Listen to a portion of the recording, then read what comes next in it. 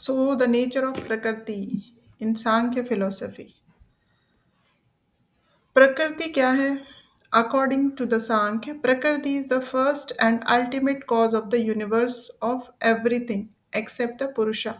मतलब सांख्य फिलोसफी के अकॉर्डिंग प्रकृति जो है ना वो हर एक चीज का कॉज है, हर एक चीज का कारण है, एक्सेप्ट द पुरुषा। पुरुषा के अलावा जो भी चीजें हैं उन सब का कारण प्रकृति है, क्योंकि पुरुषा अपने आप में एक अलग तत्व है, एक अलग एलिमेंट है।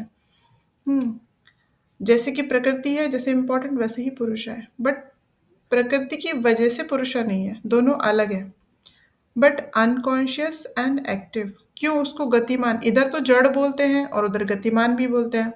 तो उसका रीजन ये है कि वो जड़ तो है, जड़ मीन्स वो अपने आप में, उसमें जड़ता मतलब क्या, जैसे कि बॉडी होती है ना, बॉडी में कोई चेतनता नहीं होती, बॉडी में मूवमेंट्स नहीं होते जब तक कि उसमें आत्मा के साथ वो मिले नहीं।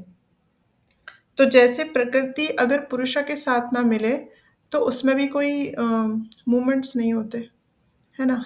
मतलब वो जड़ है, कहने का अर्थ ये है कि प्रकृति अपने आप में जड़ है।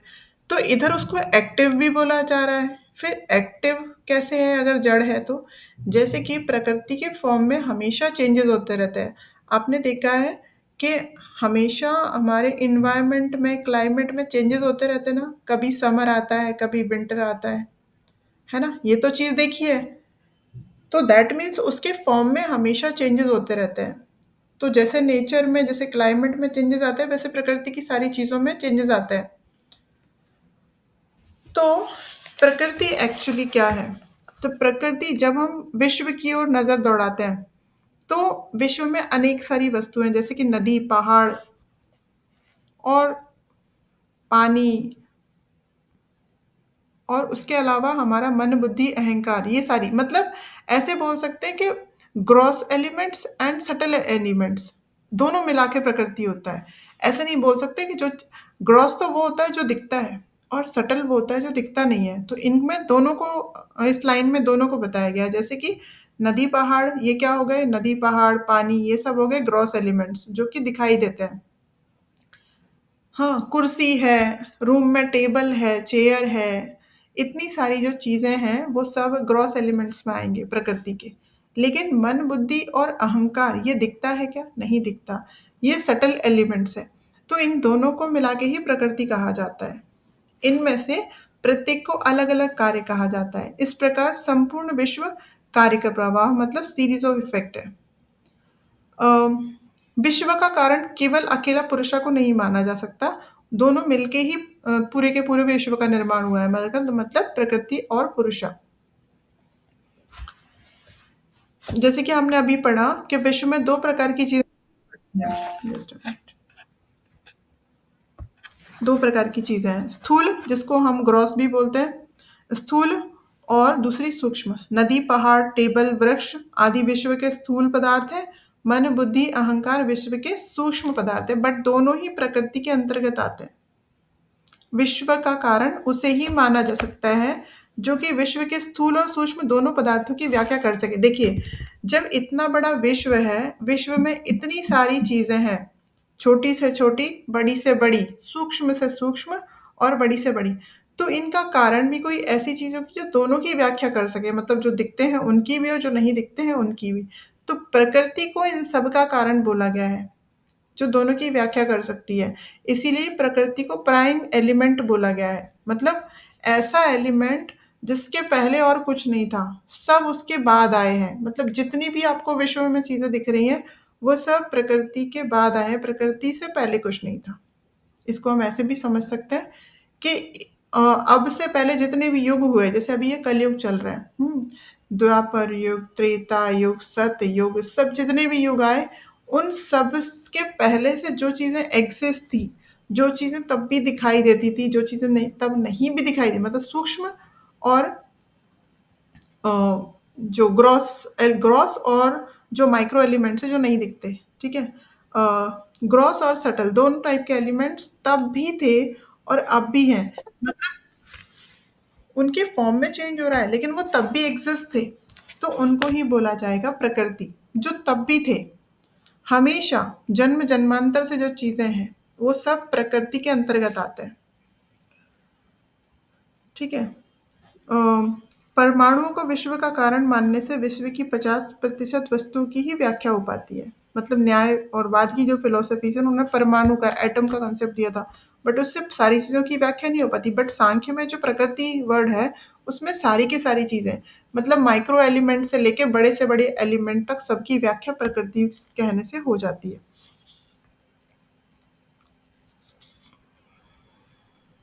सांख्य जो है वो विश्व का कारण मानने के लिए प्रकृति को इतना इम्पोर्टेंस क्यों दिया जा रहा है सांख्य फिलोसफी में? क्योंकि सांख्य विश्व का कारण जो मानता है वो प्रकृति को भी मानता है, मतलब पुरुषा के साथ साथ। प्रकृति एक है, इसलिए विश्व की व्यवस्था की व्याख्या हो जाती है। प्रकृति जड़ होने के साथ साथ सूक्ष्म पदार्थ भी है। ठीक है। और just all effects of the universe are based upon it being the first element of the universe, मतलब ये सबसे पहला एलिमेंट है यूनिवर्स का। प्रकृति इटसेल्फ इज अनकॉज्ड, मतलब ये किसी का, ये खुद किसी चीज से नहीं बनी है। इट्स अनकॉज्ड, बट इस ये इससे सब कुछ बना है। एंड इट्स एटर्नल, मतलब एटर्नल मतलब जो पहले भी थी अब भी है और आगे भी रहेगी। जैसे हम ईश्वर को बोलते हैं ना, बाकी संसार की सारी चीजें डिस्ट्रॉय हो जाने वाली हैं, विनाशकारी है, मतलब विनाश हो जाने वाला है, एक ना एक दिन वो खत्म हो जाएंगी। बट ईश्वर को हम बोलते हैं ना, पहले भी थे अब भी है और आगे भी रहेंगे। वैसे ही पृथ्वी भी एटर्नल है, तब भी थी अभी भी है और आगे भी रहेगी। हेंस कॉल प्रधान, इसलिए इसको प्रधान बोला जाता है। हम बोलेंगे ना, सांख्य फिलोसफी में 25 तत्वों में से दो तत्व प्रधान है। प्रधान वर्ड का मीनिंग है एटर्नल, जो पहले भी था अब भी है और आगे भी रहेगा। It can't be perceived but can be inferred from its effect, मतलब इसीलिए सांख्य फिलोसफी में इसको क्या बोला गया है, इसको हम देख नहीं सकते प्रकृति को। कुछ चीजें ऐसी हैं जिनको देख सकते हो, कुछ चीजों को आप नहीं देख सकते। ठीक है, उनका अनुमान लगाया जा सकता है। थस नोन एज अनुमान, मतलब जिन चीज़ों को आप देख सकते हो ग्रॉस एलिमेंट्स को, बट कुछ इसके प्रकृति के ऐसे तत्व भी हैं जो सूक्ष्म हैं, जिनको आप नहीं देख सकते। तो उनको अनुमान के द्वारा हम उनकी उनकी जानकारी रखते हैं कि हाँ वो है, अनुमान लगाते हैं। इट इज कॉल्ड जड़, प्रकृति की ये सारी विशेषताएं बताई जा रही हैं। इट इज कॉल्ड जड़ and in the form of the unmanifested object it is called अव्यक्त।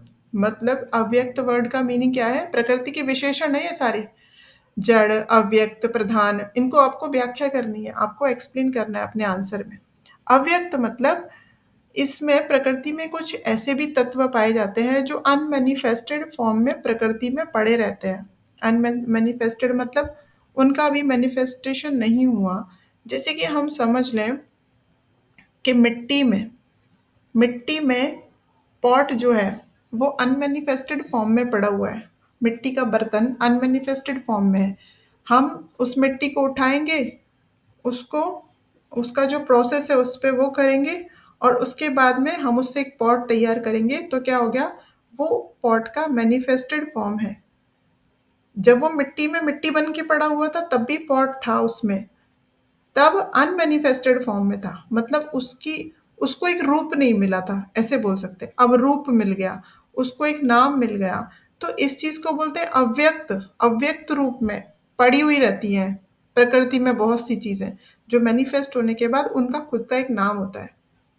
Objects are the effects of prakriti, मतलब जितनी सारी चीजें बनती हैं वो प्रकृति से ही कहीं ना कहीं बनती हैं, उनका खुद का ओरिजिन नहीं है। इसीलिए कल हमने जो एक टॉपिक लिया था सत्कार्यवाद, सांख्य फिलोसफी इसीलिए सत्कार्यवाद को मानती है। क्यों?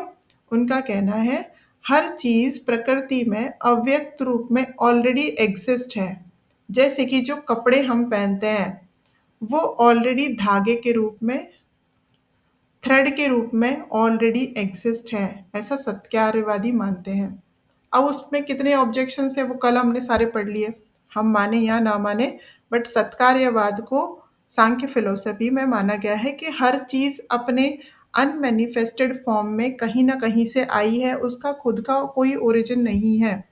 जैसे कि दही अगर बनाना है तो दूध से ही बनाना पड़ेगा, मतलब दूध का एग्जिस्टेंस ज़रूरी है।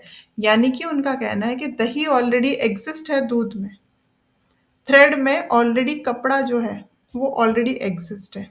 इस तरीके का प्रकृति की वजह से बोला जाता है। ये सारा किसकी वजह से होता है? प्रकृति। प्रकृति ही मैनिफेस्टेशन करके एक नए ऑब्जेक्ट को जन्म देती है। सांख्य has given the following arguments for establishing the existence of प्रकृति। सांख्य ने प्रकृति के एग्जिस्टेंस के लिए कुछ आर्ग्यूमेंट्स दिए हैं, जैसे कि the objects constitute the universe before the therefore the existence of all the object must have a cause। मतलब जितने भी यूनिवर्स में ऑब्जेक्ट है उनका कोई ना कोई कारण तो होगा ना। इतने सारे ऑब्जेक्ट्स हैं, कुछ ग्रॉस है कुछ सटल है, तो उनका कोई ना कोई कारण तो होगा, इसलिए उन्होंने बोला कि उन सब का कारण प्रकृति है, क्योंकि जरूरी है कोई ना कोई कारण। This is so because they themselves can't be cause of their creation which is प्रकृति। मतलब कोई भी चीज खुद से ओरिजिन नहीं होती। दही अपने आप दही नहीं बन सकता, उसको क्या चीज की जरूरत है दही बनाने के लिए?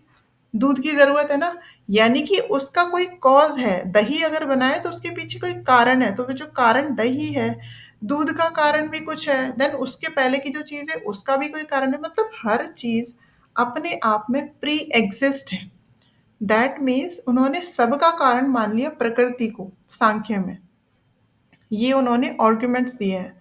सम common qualities are pleasure, pain, indifference are found among all the objects। Therefore, there should be a common cause which possess these three qualities, which is प्रकृति। प्रकृति को ही हर चीज का कारण माना गया है। अब इसके गुणों पे जाएंगे बाद में। प्रकृति को जड़ कहा गया, ये हमने पढ़ लिया। और प्रकृति को माया कहा जाता है। माया भी कहा जाता है प्रकृति को। प्रकृति को शक्ति कहा जाता है क्योंकि उसमें निरंतर गति विद्यमान है। निरंतर गति कैसे है? जब हम उसको जड़ कह रहे हैं तो गति वैसे ही उसके फॉर्म में चेंजेस होते हैं। प्रकृति खुद से कुछ नहीं कर सकती, बिना पुरुषा के, बिना चेतनता के प्रकृति जड़ है, पर उसके फॉर्म्स में लगातार चेंज होते रहते हैं। वो एक सेकंड के लिए भी गतिमान नहीं हो, ऐसा होता ही नहीं है। मतलब जैसे कि हमारे हमारा जो क्रिएशन है उसमें भी लगातार चेंज होते हैं। किसमें? क्लाइमेट में, एनवायरनमेंट में, उसके फॉर्म में लगातार चेंज होते हैं। उसी को बोला जाता है कि उसमें लगातार निरंतर गति विद्यमान रहती है। प्रकृति जिस भी अवस्था में हो निरंतर गतिशील दिखाई पड़ती है। प्रकृति को अविद्या भी कहा जाता है क्योंकि वह ज्ञान का विरोधात्मक है। प्रकृति एक है। सांख्य दो तत्वों की सत्ता स्वीकार करता है, जिसमें पहला तत्व प्रकृति है, इसलिए प्रकृति को तत्व माना गया है। प्रकृति स्वयं स्वतंत्र है, यद्यपि विश्व की प्रत्येक वस्तु प्रकृति पर आश्रित है। देखो क्यों स्वतंत्र बोला गया है? क्योंकि वो किसी के ऊपर डिपेंडेंट नहीं है अपने अपने ओरिजिन के लिए। वो तो एटर्नल है, वो तो कभी खत्म हुई ही नहीं, उसका कोई ओरिजिन है ही नहीं, इसलिए उसको स्वतंत्र बोला गया है। लेकिन दूसरी चीजें उस पर डिपेंडेंट है अपने ओरिजिन के लिए। अब पेड़ हैं, पौधे हैं, पक्षी हैं, ये सब किस पे डिपेंडेंट है? प्रकृति पे। ये जो दिखने वाली चीजें ये खुद प्रकृति का ही एक रूप है देखा जाए तो। लेकिन जो प्रकृति है वो किसी प्रकृति से जो भी चीजें बनती है, अब जैसे हम जो थ्रेड बनता है, वो थ्रेड भी कहीं ना कहीं हमको प्रकृति से ही मिला है। हमने मैन मेड थोड़ी ना है थ्रेड। उस थ्रेड से हमने कपड़ा बनाया, तो कहीं ना कहीं वो प्रकृति की ही देन है। इसलिए प्रकृति को स्वतंत्र स्वतंत्र सिद्धांत, इंडिपेंडेंट प्रिंसिपल कहा गया है। प्रकृति विश्व की विभिन्न वस्तुओं का कारण है, परंतु स्वयं अकारण है, मतलब उसका कोई कारण नहीं है। वह जड़, द्रव्य, प्राण, मन, अहंकार आदि का मूल कारण है। यद्यपि प्रकृति समस्त वस्तुओं का मूल कारण है, परंतु वह उन वस्तुओं से भिन्न है। प्रकृति स्वतंत्र है। प्रकृति पास्टलेस है, निरवयव। पास्टलेस मतलब जिसका कोई पास्ट नहीं है, वो एज इट इज है। प्रकृति एक है जबकि वस्तुएं अनेक हैं। प्रकृति शाश्वत है, मतलब एटर्नल जिसको बोल सकते हैं, जबकि वस्तुएं अशाश्वत है। अशाश्वत क्यों? संसार की जितनी भी चीजें हैं वो आज हैं, कल नष्ट हो जाने वाली हैं, बट प्रकृति एज इट इज थी, है और रहने वाली है। प्रकृति अदृश्य है। अदृश्य इसलिए बोला गया है कि इसका हर एक ऑब्जेक्ट विजिबल नहीं होता। कुछ चीजें ऐसी भी हैं जो इतनी सटल हैं, सूक्ष्म हैं, जिनको हम देख नहीं सकते, सिर्फ और सिर्फ महसूस कर सकते हैं। जैसे कि हवा है, ये प्रकृति का ही एक पार्ट है, लेकिन हम उसको आंखों से देख नहीं सकते। लेकिन जब हमको ठंडी हवा चले तो हमको बॉडी पे टच होती तो फील हो जाता है। गर्मियों में जब गर्म हवा चलती तो हमको टच होती तभी फील होता है ना। आप हवा तो वैसे देखा जाए तो चारों तरफ है, बट जब आप फैन का बटन ऑन करते हो तब आपको हवा लगना स्टार्ट होती है तो सही। नहीं है ऐसा तो नहीं बोल रहे, उसी हवा को दे रहा है ना, वो आपको बॉडी को टच होने लगती है तो फील होता है। इसलिए बोलते हैं कि प्रकृति अदृश्य है, इम्परसेप्टिबल है, मतलब उसको देखा नहीं जा सकता, अत्यंत सूक्ष्मता के कारण प्रत्यक्ष का विषय नहीं है। कुछ कुछ ऑब्जेक्ट्स ऐसे हैं प्रकृति के जिनको आंखों से देखा नहीं जा सकता, परंतु उनका ज्ञान अनुमान के द्वारा किया जा सकता है। प्रकृति अव्यक्त है, मतलब अव्यक्त मीन्स अनमैनिफेस्टेड। देखिए, जितने भी नाम यहाँ लिए गए ये आपको अपने एग्जाम में पेपर में लिखने हैं, उसके विशेषताएं हैं, उसके विशेषण हैं प्रकृति के। प्रकृति अव्यक्त है, अनमैनिफेस्टेड है। सांख्य सत्कार्यवाद में विश्वास करता है जिसके अनुसार कार्य उत्पत्ति के पूर्व भी अपने कारण में विद्यमान रहता है, मौजूद रहता है। जैसे कि हमने अभी बात की कि क्ले में ऑलरेडी पॉट विद्यमान है। कैसे, किस रूप में? क्ले में पॉट तो नहीं दिख रहा है, मिट्टी मिट्टी दिख रही है चारों तरफ, यहाँ कहाँ पॉट है? बट उसमें अनमैनिफेस्टेड फॉर्म में ऑलरेडी एग्जिस्ट है, ऐसा सांख्यवादी मानते हैं, सत्कार्यवादी मानते हैं कि अगर उसको मैनिफेस्ट कर लिया जाए, मतलब उस पर एक प्रोसेस की जाए, तो वो पॉट उसी मिट्टी से रेडी हो सकता है, सिर्फ और सिर्फ मिट्टी का फॉर्म चेंज हो जाएगा, ऐसा उनका कहना है। प्रकृति विश्व की विभिन्न वस्तुओं का कारण है, मतलब सारी की सारी बहुत सारी चीजें प्रकृति में अनमैनिफेस्टेड फॉर्म में पड़ी हुई हैं। प्रकृति अचेतन है, अचेतन मतलब अनकॉन्शियस, क्योंकि वह जड़ है। जब पुरुषा से मिलती है तभी उसमें चेतनता आती है, उसमें खुद में कोई चेतनता नहीं है, इसलिए वो अनकॉन्शियस भी है। जड़ में चेतना का अभाव होता है। यद्यपि प्रकृति अचेतन है फिर भी वो सक्रिय है, अच्छा एक्टिव भी है।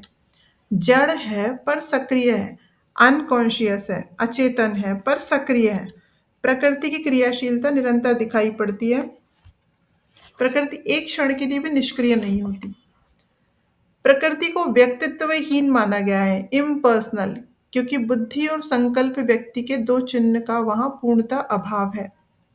प्रकृति शाश्वत है, मतलब इटर्नल है, वह संसार की सभी वस्तुओं का मूल कारण है, इसलिए बोला जाता है इटर्नल, कभी खत्म हुई ही नहीं, आगे भी कभी खत्म नहीं होगी, अभी भी है, मतलब शाश्वत है। तो जो वस्तु संसार का मूल कारण है वह अशाश्वत हो ही नहीं सकती। मतलब अगर प्रकृति अगर प्रकृति ऐसी होगी जो कभी जाके खत्म हो जाए, डिस्ट्रॉय हो जाए संसार की बाकी चीजों की तरह, तो वो मूल कारण कैसे हो सकती है? ये तो हमको समझ में आ ही रहा है इतना सारा पढ़ने के बाद में कि प्रकृति अपने आप में कभी खत्म नहीं हो सकती। अगर हो सकती होती तो वो संसार की इतनी सारी चीजों का कारण नहीं होती। कारण तो कोई सॉलिड होगा ना जो खुद में खत्म नहीं होता कभी।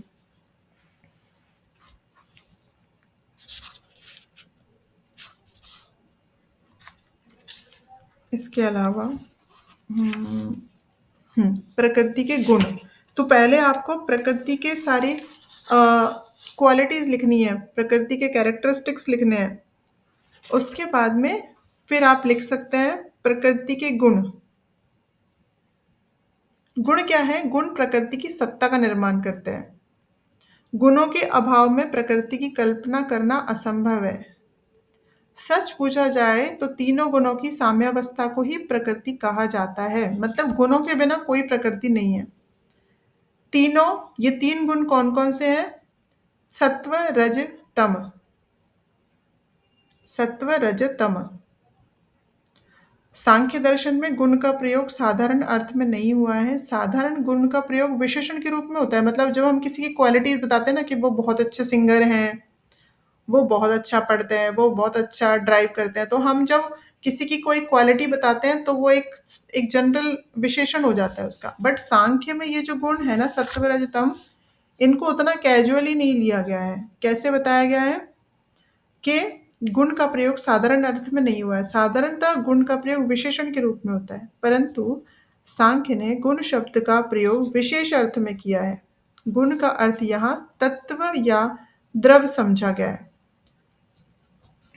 अब जो गुण है ना, तीनों सत्व रज और तम, ये प्रकृति के एक तरह से एलिमेंट्स हैं। मतलब उसकी उनके बिना प्रकृति नहीं बन सकती, ऐसे समझ लीजिए। वो केवल विशेषण नहीं है कि वो प्रकृति की विशेषता बता रहे हैं, ऐसा नहीं है। वो प्रकृति के एलिमेंट हैं और हमको पता है किसी भी एलिमेंट के बिना वो चीज अधूरी होती है।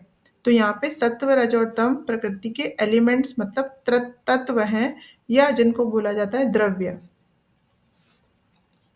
तो ये कौन कौन से तीनों के नाम लिखिए और फिर आगे उनको गुण को, इन गुणों को गुण क्यों कहा गया? अगर वो एलिमेंट हो तो एलिमेंट भी बोल सकते थे।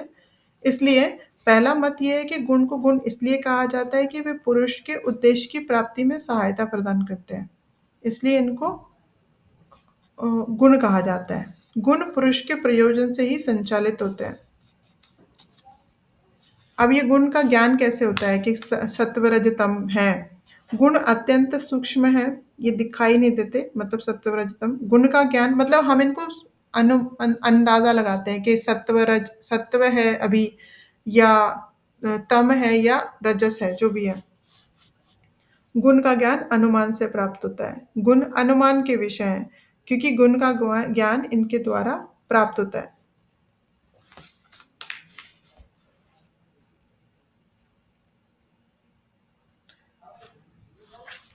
तो अब आएंगे तीनों टाइप के गुणों पे।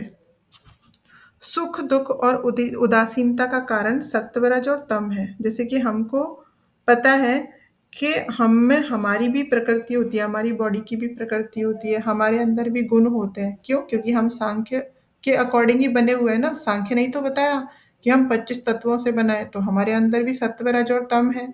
हमारी प्रकृति में सत्वरज तम और तम है। तो गुण जो भी हैं उन गुणों की व्याख्या एक एक करके हम करते हैं। पहला है सत्व।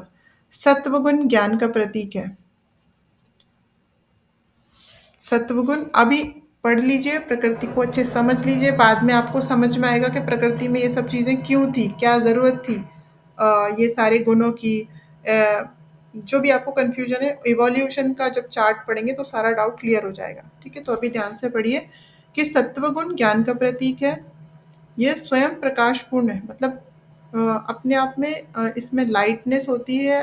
वैसे हल्कापन जो ना, लाइटनेस, और ये जो प्रकाश मतलब ज्योति, वो खुद तो प्रकाशित रहता है और दूसरों को भी प्रकाशित करता है। मतलब हम ऐसे समझ सकते हैं, जिन पर्सन में सत्वगुण हाई होता है, जैसे कि हमने ऑलरेडी समझ लिया, प्रकृति इन तीनों गुणों के बिना बन ही नहीं सकती। सत्व रज और तम। सिर्फ गड़बड़ कहाँ होती है? जब इम्बैलेंस हो जाता है इन गुणों में, तभी क्रिएशन होता है।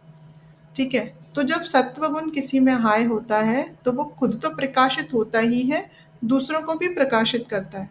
इसका रंग श्वेत है, मतलब वाइट है। ये सुख का कारण है।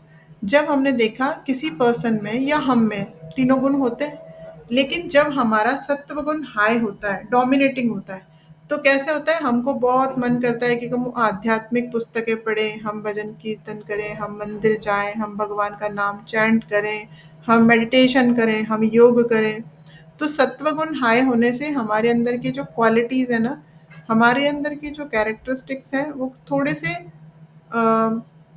रजस और तम से थोड़े अलग होते हैं। हम खुद प्रकाशित होते हैं। प्रकाशित मीन्स हमारे अंदर कुछ अच्छी चीजें देखने को, हमको खुद को हम एक्सपीरियंस कर पाते हैं और दूसरे भी कर पाते हैं। सत्व के फलस्वरूप ही सूर्य पृथ्वी को आलोकित करता है तथा दर्पण में प्रतिबिंब की शक्ति निहित रहती है।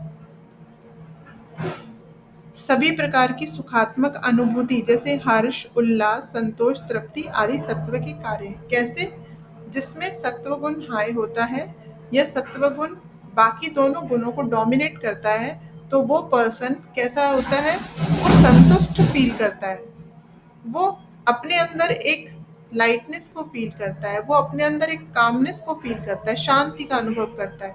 हर्ष, उल्लास, ये मतलब हर वक्त वो एक सुख और चैन के साथ रह रहा होता है, उसको कोई फर्क नहीं पड़ता कि उसने आज क्या खाया, इसने खाया भी है या नहीं, लेकिन वो अपने आत्मा के साथ कनेक्टेड होके सत्व गुण वालों में ये चीज होती है कि वो हरदम खुश रहते हैं, उनको कोई फर्क नहीं पड़ता कि किसी ने उनको कुछ बोल भी दिया, उनको कोई फर्क नहीं पड़ता है, तो ये सत्व गुण का काम है। दूसरा रजस। रजस कैसा होता है, बहुत ज्यादा एक्टिव, ओवर एक्टिवनेस उसमें होती है, हर काम को कर लेने की जल्दी। जब ये गुण हाई होता है या ये गुण बाकी दोनों गुणों पे डोमिनेटिंग होता है, तो क्या होता है, बहुत ज्यादा एक्टिवनेस फील करता है पर्सन, उसको हर काम करने की बहुत जल्दी होती है। Just a minute, charge.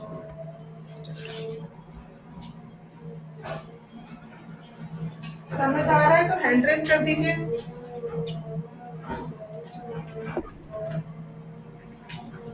यहाँ तक क्योंकि मैं ही अभी तक बोल रही हूँ तो मुझे पता नहीं चल रहा है। ठीक है, हैंड रेस तो हो गए काफी सारे।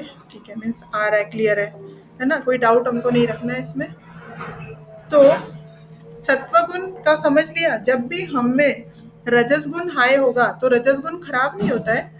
रजस में क्या क्वालिटी होती है, रजस जब भी हाई होता है या बाकी दोनों पे डोमिनेटिंग होता है, तो वो पर्सन को ना बहुत जल्दी होती है चीजों को अचीव करने की, अपने गोल को अचीव करने की। वो बिल्कुल एक जगह बैठ ही नहीं सकते, एक्टिव रहते हैं हर वक्त, चलो कल का काम आज ही कर लो। कई लोगों को देखा होगा वर्कोहलिक रहते हैं, काम के प्रति इतने ज्यादा पैशनेट रहते हैं कि उनको लगता है ऑफिस से घर जाओ ही मत, ये वाले फाइल्स भी आज ही कर लो, वर्कर्स को भी रोक लेंगे, खुद भी रोके रहेंगे। तो उनका ना रजस गुण हाई रहता है। खराब नहीं है, रजस भी अपने आप में अच्छा होता है, लेकिन जब कोई चीज़ बहुत ज़्यादा हो जाती है तो वो कहीं ना कहीं परेशानी क्रिएट करने लगती है, इस तरीके से। बाकी रजस गुण अच्छा होता है, थोड़ा एक्टिव ज़्यादा होता है वो, और गतिमान होता है, एक जगह बैठेंगे नहीं, मन भी बड़ा चंचल होता है उनका, उसी के अकॉर्डिंग बॉडी भी काम करती है, वो एक जगह टिकते नहीं है। और जब ये गुण बहुत ज़्यादा हो जाता है तो क्या होता है, कई बार वो अपने विचारों को भी जल्दी जल्दी चेंज करने लगता है, क्योंकि वो एक जगह टिक नहीं पाते, उनके मन में भी चंचलता आ जाती है वैसे ही, और वैसे ही बॉडी में आ जाती है। अभी वो कुछ और सोच रहे थे, 2 दिन के बाद उनका प्लान चेंज हो गया, एक महीने किसी चीज़ पे प्रोजेक्ट पे काम किया, फिर उनको बोर हो गए, फिर उनको दूसरा प्रोजेक्ट करना है, इस टाइप की चीज़ें भी होने लगती हैं। तो रजस के प्रभाव में आके वो सक्रिय हो जाते हैं। इस प्रकार रजोगुण सत्व और तमस को क्रियाशील बनाता है, क्योंकि वो एक्टिव है ना, इसलिए वो दोनों गुणों को भी एक्टिव बनाता है। अब जब इंसान बहुत ज्यादा, कोई पर्सन बहुत ज्यादा एक्टिव होगा, तो आपने देखा होगा कि अगर उसका कोई काम ना हो तो वो बहुत जल्दी उदास भी हो जाता है, एकदम डाउन भी बड़े जल्दी हो जाते हैं। तो क्या होता है, जितनी भी दुखात्मक अनुभूतियां हैं, जैसे विषाद, चिंता, असंतोष, अतृप्ति, मन उनका तृप्त नहीं होता, उनको सेटिस्फेक्शन नहीं मिलता कि काम इस तरीके से होना चाहिए, ऐसे क्यों है। तो इस तरह की चीजें रजस की वजह से होती है। तीसरा, तमस। तमोगुण मीन्स, तमस मतलब अंधेरा, अज्ञान, उसके नाम से ही पता चल रहा है। अज्ञान अथवा अंधकार का प्रतीक है तमस गुण। ये कंप्लीटली क्या करता है, ज्ञान को डिस्टर्ब करता है, उसको अवरोध करता है, मतलब उसके रास्ते में ऑब्स्टेकल्स लाता है, ज्ञान के रास्ते में। ये सत्व का जस्ट अपोजिट है, प्रतिकूल है। सत्व जैसे हाई होने से कैसे हम स्पिरिचुअल रास्ते पे, हम थोड़ा नॉलेज गेन करने में हम बहुत ज़्यादा इंटरेस्ट लेने लगते हैं, वैसा उसका जस्ट अपोजिट है तमस गुण। इसमें मेंटल इनर्शिया भी रहता है, और फिजिकली भी हम एक जड़त्व, एक थकान, एक लेजीनेस ऐसा फील करता है हमेशा। जिनके अंदर ये हाई होता है, हमने देखा होगा अपने आसपास भी कई लोगों को, कि वो बच्चों में जनरली देख पाते हैं कि कोई बस जस्ट उनको सारे टाइम आराम ही करना होता है, उनको कोई भी काम करना अच्छा नहीं लगता, सोते रहेंगे, नहाएंगे नहीं। इस टाइप की जो चीज़ें होती है ना, ये शरीर में और हमारे माइंड में भारीपन लेके आती है। जैसे कि सत्व ज्ञान प्राप्ति में सहायक होता है, वैसे ये ज्ञान प्राप्ति में बाधक है। तमस निष्क्रियता और जड़ता का द्योतक है, मतलब जितनी से ज्यादा निष्क्रियता आ जाती है हम में, कोई काम हम नहीं करना चाहते। इसका रंग काला होता है। रजस का रंग लिखवाना भूल गई थी, उसका रंग कलर जो है रेड है। सत्व का वाइट, रजस का रेड, और तमस का ब्लैक। यह सत्व और रजस गुणों की क्रियाओं का विरोध करता है। तमस के फलस्वरूप मनुष्य में आलस और निष्क्रियता का उदय होता है। अब ये तीनों ही गुण हमेशा हम सब में होते हैं, बस सिर्फ और सिर्फ ये एक बैलेंस स्टेट में रहते हैं। इनमें जैसे ही इम्बैलेंस हुआ तब चीजें डिस्टर्ब होती हैं। ऐसा ही प्रकृति और पुरुष सांख्य फिलोसफी के अकॉर्डिंग जब मिलते हैं तो इनमें कुछ चेंजेस होते हैं, वो हम इवोल्यूशन के टाइम पढ़ेंगे। अभी केवल गुणों के बारे में जान लीजिए कि गुण क्या है। वस्तुओं का शुभ अशुभ और विरक्त कहा जाता है, जिसमें क्रमशः सत्व रजय त्रम की प्रधानता रहती है। हम किसी चीज को खराब, किसी चीज को अच्छा, किसी पर्सन को अच्छा, किसी पर्सन को खराब उनके गुणों के आधार पे ही बोलते हैं। कोई बहुत ज्यादा उम, अच्छे से पढ़ाई करते हैं बच्चे, या उनका मन बहुत लगता है पढ़ने में, या कोई भी अच्छी चीजें करने में, वो अच्छी बातें करते हैं, अच्छी संगति करते हैं, तो उनमें सत्वगुण हाई होता है और हमेशा खुश रहते हैं वो। उनको कोई चीज़ की ज़रूरत नहीं होती, जो मिल गया ठीक है। तो ऐसे पर्सन को हम समझते हैं कि वो बहुत अच्छा है, मतलब उसके गुणों के आधार पे हम डिसाइड करते हैं। तो चीज़ों का निर्धारण उन्हीं के आधार पे होता है, कि डिपेंड करता है उनमें कौन से गुण की प्रधानता है।